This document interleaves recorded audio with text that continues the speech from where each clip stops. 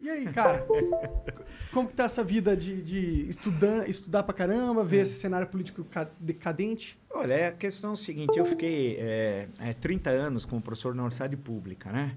Eu estava na Universidade Federal de São Carlos, né? Nos últimos 20. E antes eu tinha trabalhado também no ensino médio e tal. Aí trabalhei bastante, dei bastante aula. Não, e você pode ficar ali, pode só ficar puxa. tranquilo, Só puxar. Não, mas tudo bem. Aí eu fiz a... Aí quando eu me aposentei na universidade, eu já participava bastante, escrevia muito para a Folha, para o Estado, participava de debates em TV e tal. Aí a partir de 2013, metade do ano, aí eu comecei a me dedicar às minhas coisas no campo do jornalismo político. E mais recentemente no YouTube, né, no meu canal do YouTube, e que a gente lá combina as lives que são diárias, com entrevistas, tem lá um clube de membros, né? E isso está sendo muito legal, porque, bem, vocês são os grandes especialistas, eu sou um aprendiz, então eu estou aprendendo, e aí a Letícia, que é minha mulher que conhece bem tudo isso, e é bem legal, porque é um outro público, não tem nada a ver com aquele público que eu escrevi em jornal antigamente, nas revistas, o público da universidade também é diferente do que a TV aberta. Você se sente mais livre? Ah, sim, porque eu tive umas experiências meio problemáticas. Esse público é diferente também da Jovem Pan? Sim, porque eu participei numa época da Jovem Pan, que não é a Jovem Pan de hoje, era uma Jovem Pan diferente, né?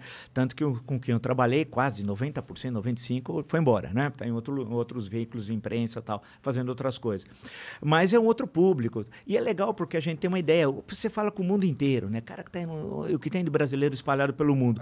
E aí, com gente de diferentes faixas etárias, diferente escolaridade, né? Tudo. Então, aí você fica surpreso como é que as pessoas acompanham e o engajamento e esse feedback que é muito legal, né? De saber o que as pessoas estão pensando. Então, isso é né, com o YouTube e tal. Que, por exemplo, na rádio, quando eu trabalhei em rádio, eu não tinha isso, né? Eu sabia, eventualmente, que alguém falava, olha uma coisa, mas essa coisa do momento, Feedback do calor, da hora. vê na hora. Na hora. Isso é uma coisa fantástica. Pode ser meio enlouquecedor Também, quando tem ataque de uma turma aí. Mas eu também estou acostumado com os ataques. Eu já passei por tantas em outros momentos. Esse pessoal não me assusta. Tá casca grossa. Já. São os valentes do teclado, né? Isso tá cheio e tal. Aí quando vão depor na CPI como hoje, fica tudo carneirinho, tudo assim.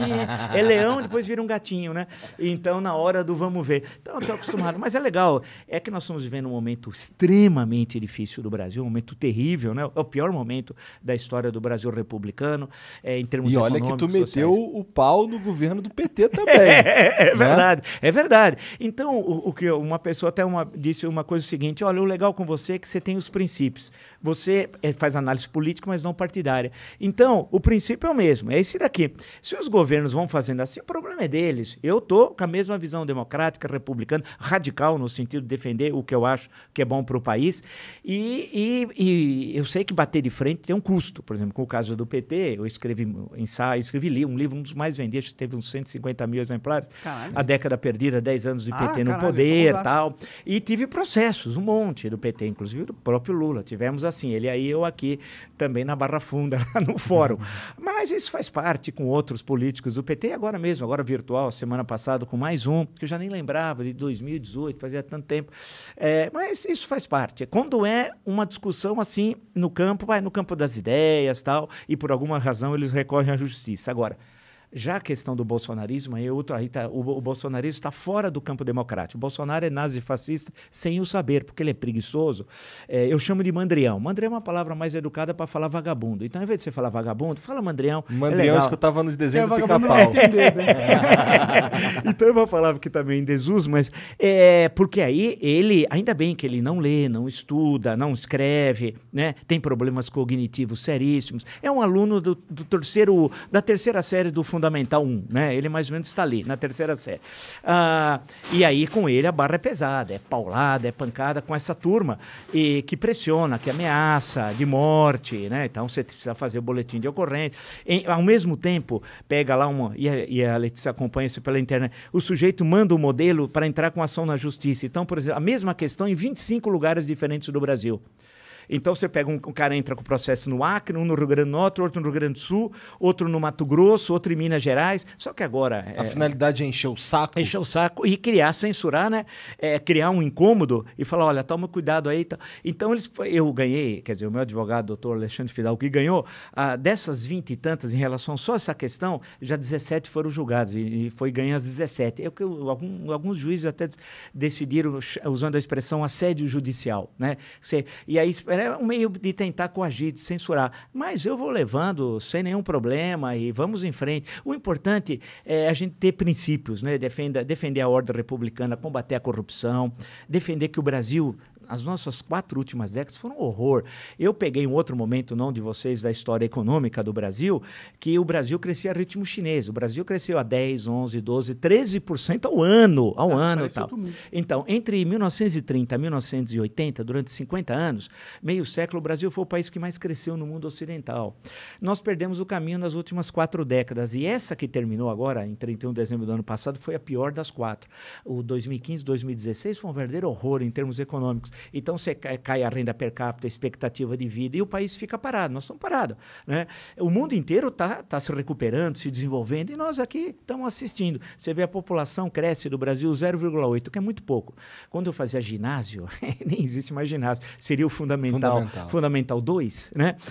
No caderno, no verso, tinha um mapa do Brasil e o crescimento era 3,2. Você imagina, e o pessoal achava legal, era uma loucura crescer 3,2 por ano o crescimento da população. Hoje cresce 0,8.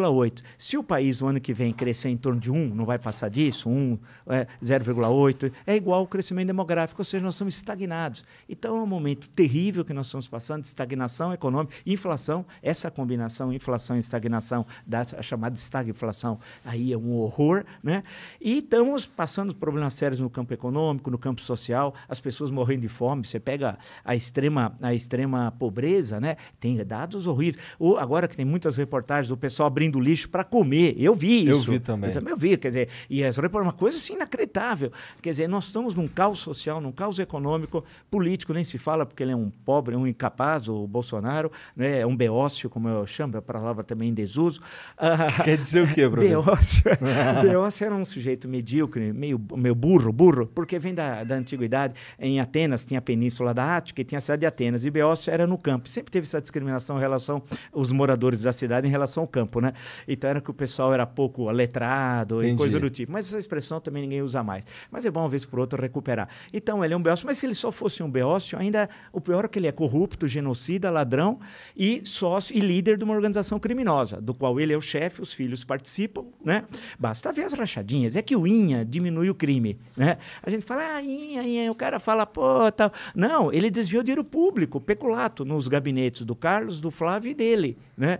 E fez isso durante anos. Porque... Ele é meio ladrão de galinha nesse sentido, né? Porque ele não tinha presidência da República. Então, dá trabalho. Pensa o seguinte... Porque ele era burro, né? Não, ele não era político eficaz para estar mas era o máximo que ele... esquemas, mas era, não tinha... Então, o que ele ficava... Você imagina, dá trabalho. Vamos ler o lado positivo do corrupto. Porque você precisava depositar no envelope 1.200 por vez, aceitava o caixa da Assembleia. Pô, você faz não sei quantos envelopes, dá certo o trabalho, né? Você tem de cobrar o assessor que não trabalha. Foram 102 familiares. Ele é uma pessoa ótima, um bom cristão, 102, né? Dele e da segunda mulher, que é uma senhora também de reputação ilibada, uma grande pessoa também, que com ele, durante o casamento, cerca de 10 anos, comprou 14 imóveis. Só que não bate, né?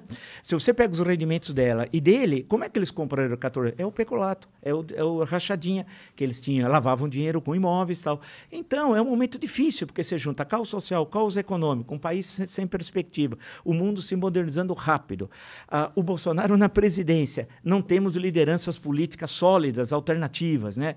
E, por outro lado, nós temos uma sociedade civil orgânica, especialmente os mais jovens, extremamente dinâmicos economicamente. Então, há uma fratura, um racha entre uma sociedade, especialmente dos mais jovens, economicamente super dinâmica. Você pega esse negócio de Facebook, você fala, todo lugar tem brasileiro, se você for examinar. E, do outro lado, uma estrutura política do século XIX. Quer dizer, a sociedade está no século XXI e a política está no século XIX. Então, não dá, né? Eu acompanho por obrigação, não por prazer, as sessões do Congresso Nacional, da Assembleia Legislativa, eu fico abismado com os caras, a mediocridade. Outro dia, um cara de Santa Catarina, deputado federal, pegou e falou, Mato Grosso do Sul, ele falou, falou, é região sul, porque ele é sul. Aí alguém falou, não, é centro-oeste, porque tem o Mato Grosso.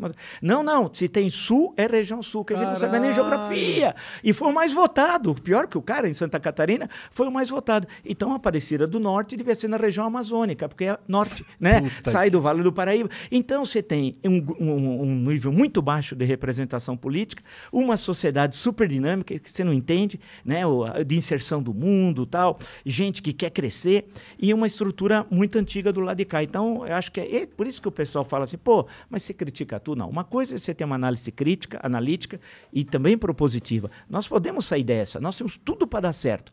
Né? Tem coisas que desde quando eu era jovem, faz tempo, as pessoas falavam assim, o Brasil, por exemplo, não tem deserto, não tem terremoto, não tem isso, tem aquilo. É verdade. Meu pai era um cara que falava isso. É verdade. Não, é verdade. Se você olhar o Brasil, que é quase que um continente, você não tem muitas montanhas que interrompem a circulação das pessoas. Nós temos um monte de rios para aproveitar, não para o transporte, para utilizar a água que usa para as usinas, etc, ou para irrigação, depende das circunstâncias, que nós temos tudo. Temos um povo dinâmico, não temos aquela coisa, em alguns países da Europa, por exemplo, que tem aquele ódio secular religioso. Aí você vai perguntar para o cara, mas por que você não gosta? A Bósnia não gosta lá do sujeito da Sérvia. Porque em 1340... Você fala, mas eu não entendi. Em 1340, pô, mas no século XIV, quer dizer que o problema, eu pensei que era um problema de ontem, não, o problema dele é quer dizer, alguém que arrasta 6, 7 séculos, imagina o ódio acumulado, que isso passa de avô para o filho, depois para o neto. Então, nós não temos isso aqui. Temos uma unidade linguística que é super, que outros países não têm, nós temos também. Então, temos todas as coisas para dar certo. Agora, a política é que amarra a economia. Então, é o que nós precisamos resolver. Em 18, muitos imaginavam que a nova política fosse essa turma, o Bolsonaro fosse da nova política. Tem que ser meio burro para acreditar nisso, não mas tem, teve professor? gente que acreditou. O cara que foi 28 anos parlamentar em Brasília e 2 no Rio, né? Que ele era o novo, ele era o velho. Mas uma parte da esquerda brasileira também é o velho. Quando eu vi uma campanha agora aqui municipal em São Paulo, eu vi o sujeito falar, era velho, falava que Cuba é democracia e Venezuela é democracia. Você não pode ser o novo achando que Cuba é democracia e Venezuela é democracia, caramba. Então... isso é tentar contra os fatos. Contra os fatos. E aí não dá. Então, acho que tem uma questão interessante, que se você olha o globo terrestre, a Terra é redonda, viu? É uma novidade que a gente precisa falar aqui. Tem que ver direito. Tem que lembrar que... Tem que lembrar que... Então, quando você olha...